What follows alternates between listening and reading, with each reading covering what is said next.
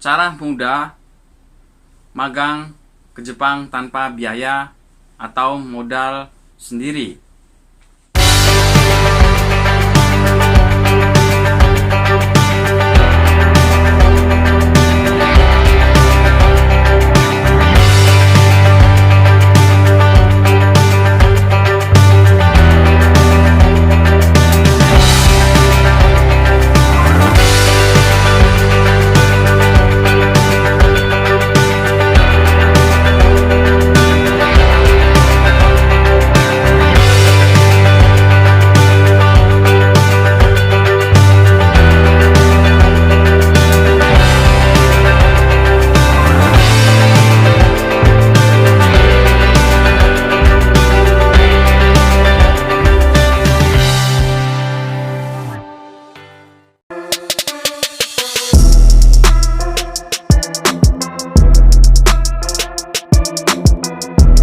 Oke, assalamualaikum warahmatullahi wabarakatuh. Bertemu lagi dengan saya Mustika di channel Mustika Project. Ya, untuk teman-teman yang baru mampir ke channel ini, jangan lupa like dan subscribe kalau suka dengan video ini dan kalau suka dengan channel ini. Dan untuk teman-teman yang biar nggak ketinggalan informasi terbaru dari channel Mustika Project, jangan lupa aktifkan loncengnya ya, biar teman-teman nggak ketinggalan informasi selanjutnya dan nggak banyak nanya-nanya atau nggak bikin pertanyaan yang sudah pernah saya buatkan videonya atau yang sudah pernah saya jawab di video sebelumnya. Oke, jadi sebelum bertanya silahkan teman-teman cek terlebih dahulu video-video saya yang ada di channel saya yang terdaftar di playlist. Oke, di situ sudah saya buatkan banyak sekali, nggak banyak sekali tapi sudah saya buatkan beberapa video mengenai magang ke Jepang. Untuk teman-teman yang baru mampir ke channel ini, perkenalkan, nama saya Mustika, berasal dari Cirebon, Indonesia. Nah, di channel ini saya selalu membahas tentang magang ke Jepang ya. Bagi teman-teman yang ingin tahu cara proses magang ke Jepang dan ingin bekerja di Jepang secara melalui proses magang, teman-teman sering-seringlah tonton video saya di channel ini. Oke, di video ini saya akan bahas tentang bagaimana cara mudah magang ke Jepang tanpa biaya atau modal sendiri. Maksud saya di sini adalah kita akan magang ke Jepang ya bersama dengan LPK terbaik ya.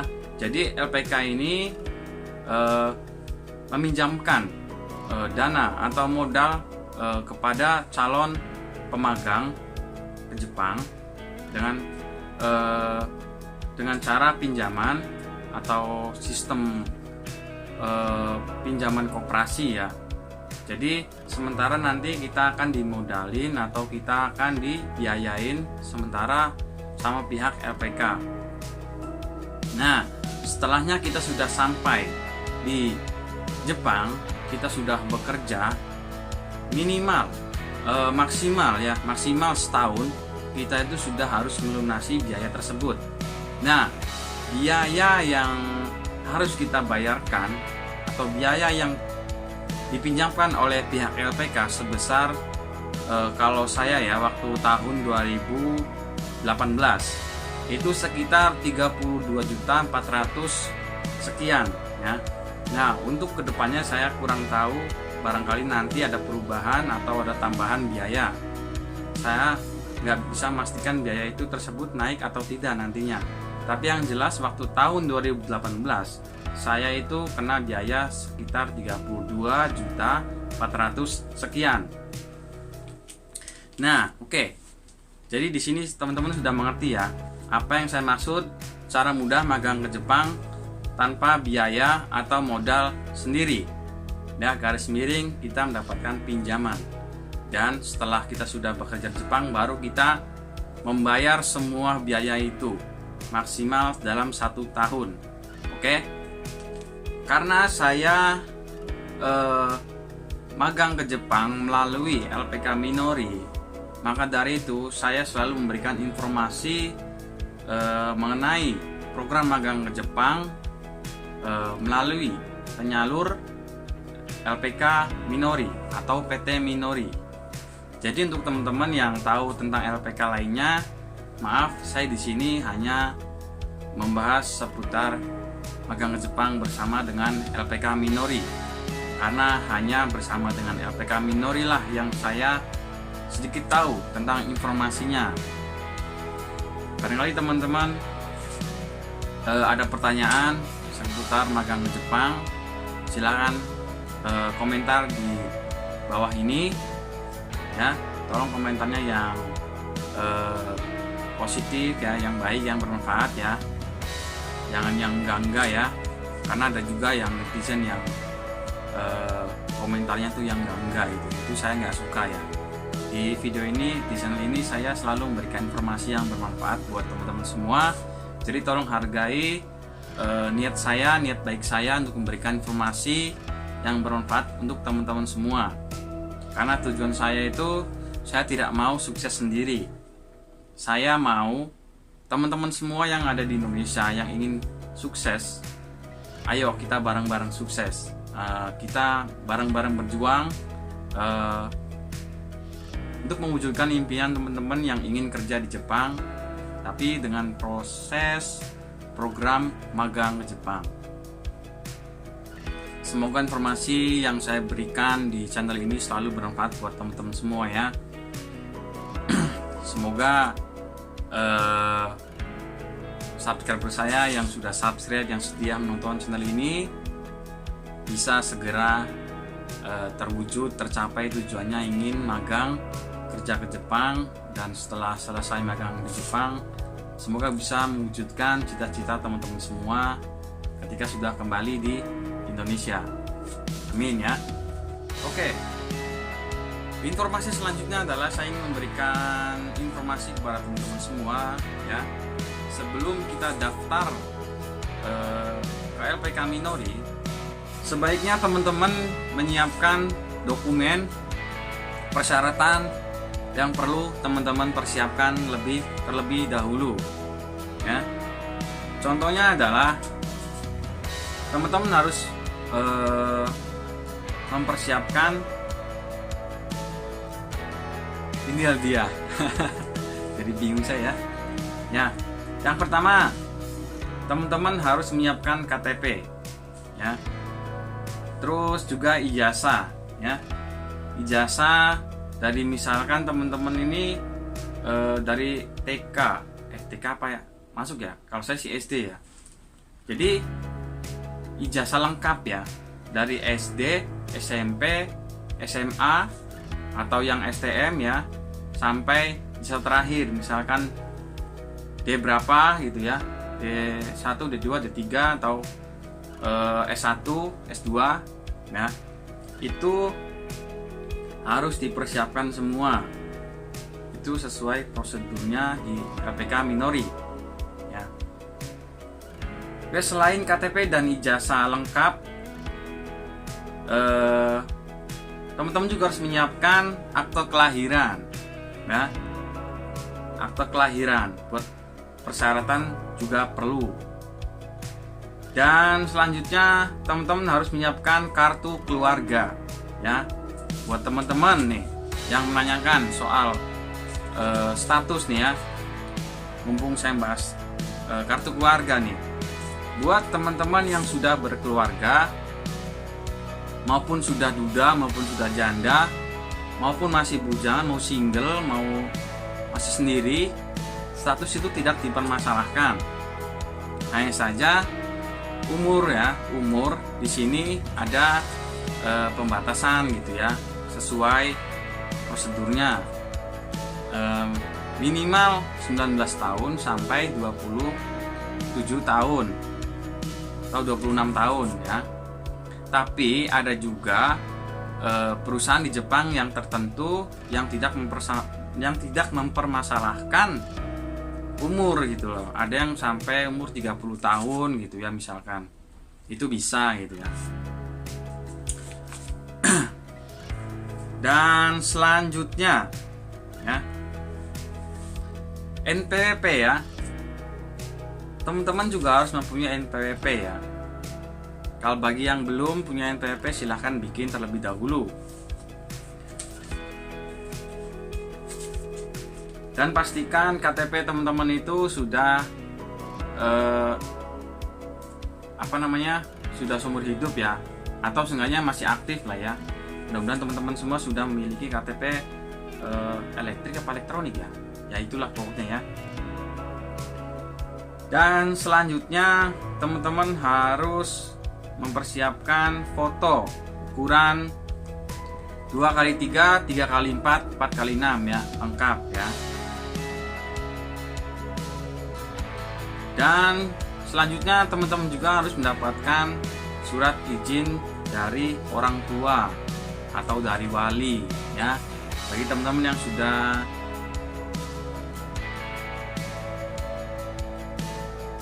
orang tuanya misalkan sudah nggak ada gitu ya, atau lagi di luar kota atau lagi kemana gitu, teman-teman bisa minta izin walinya ya untuk memberikan izin.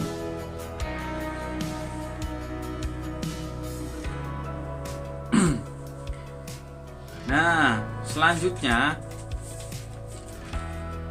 itu dan ijazah terakhir itu minimal SMA atau SMK ya, sederajat ya. Tapi lebih bagusnya lagi teman-teman itu yang S1, yang punya S1 ya, yang gelar sarjana itu lebih bagus lagi maksudnya gitu ya. Tapi minimal SMA. Untuk yang SMP maaf tidak termasuk kriteria untuk pendaftaran magang ke Jepang. Oke, selanjutnya saya membahas apa ya?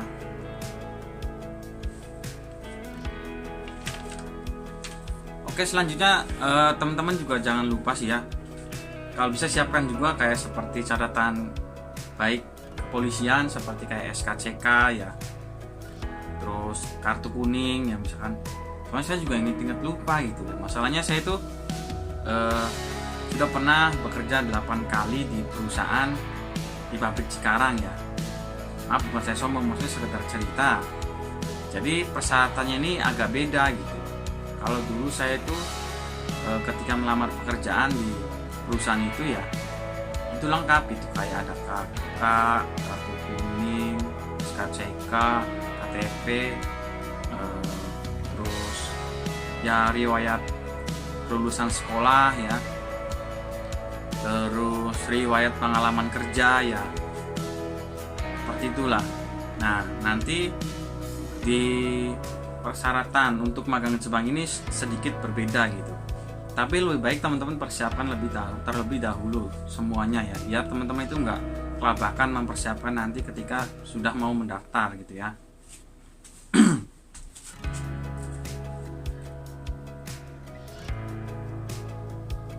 Nah, dan disarankan ya buat teman-teman yang ingin magang ke Jepang ini belum pernah mengikuti program magang ke Jepang ya. Bagi yang sudah, itu tidak bisa mengikuti untuk kedua kalinya. Jadi hanya 1 kali untuk bisa program magang ke Jepang. Nah, bagi teman-teman nanti yang setelah pulang dari Jepang, selesai kontrak 3 atau 5 tahun, selesai magang di Jepang, ketika teman-teman ingin lagi kerja di Jepang, itu bisa memakai visa lain ya, tidak visa magang tapi visa kerja ya. Visa kerja itu banyak kok, ada yang visa engineering gitu ya, terus banyaklah program-program yang terbaru gitu ya. Tapi di sini saya hanya membahas yang saya tahu, yaitu program magang ke Jepang. Ini salah satu program yang menurut saya cara mudah gitu ya untuk bisa kerja di Jepang gitu. Bedanya apa? Sedikit bedanya ya. Menurut saya itu intinya sama-sama bagaimana caranya kita itu bisa kerja di Jepang gitu ya. Entah status kita itu magang atau kerja, itu sama kok, bedanya itu di kontrak gitu ya, atau di gaji gitu, bedanya ya itulah gitu ya.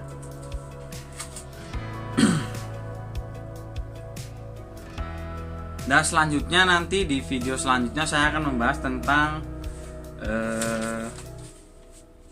seputar magang ke Jepang lagi, tapi saya juga belum tahu mau membahas apa di video selanjutnya. Tapi insya Allah saya akan selalu memberikan membuatkan informasi yang bermanfaat buat teman-teman semua ya.